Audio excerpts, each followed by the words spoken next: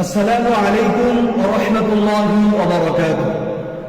সম্মানিত শ্রোতা মণ্ডলী, একজন জানতে চেয়েছেন যে রমজান মাসে বা অন্য কোনো মাসে রোজা অবস্থায় ভুল কর্মে পানাহার করলে, কোনো কিছু খেলে পান করলে রোজা কি ভেঙে যাবে?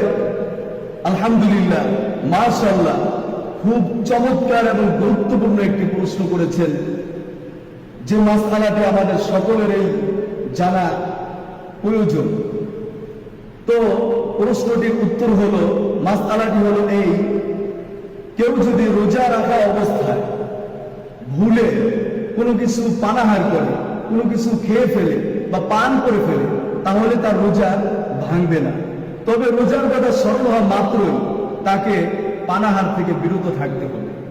এ ব্যাপারে মুসলিম শরীফে একটি হাদিস বর্ণিত আছে, 1155 নম্বর হাদিস। قال رسول الله صلى الله عليه وسلم من نسي وهو صائم فأكل أو شرب فليتم صومه فإنما أطعمه الله وسقاه। নবীজি বলেন, কেউ যদি ভুল করবে, রোজা অবস্থায় পানাহার করে, তাহলে তার রোজা ভাঙবে না।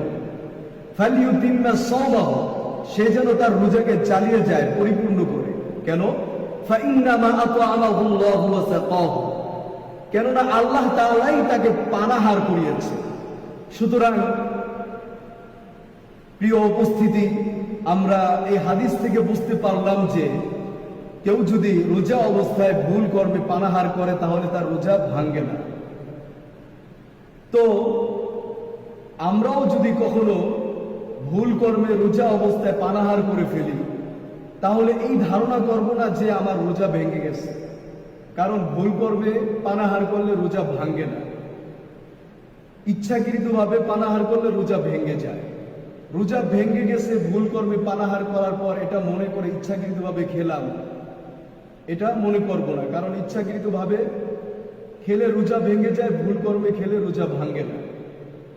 আর এই মাসআলাটি আল বাহরুর রায়েক 2 নম্বর খণ্ড 271 নম্বর পৃষ্ঠারেও বর্ণিত আছে। আশা করি সকলে এই মাসআলাটি বুঝতে পেরেছেন। আল্লাহ তাআলা আমাদেরকে এই হাদিসের উপর, মাসআলাটির উপর আমল করার তৌফিক দান করেন। আসসালামু আলাইকুম ওয়া রাহমাতুল্লাহি ওয়া বারাকাতুহু।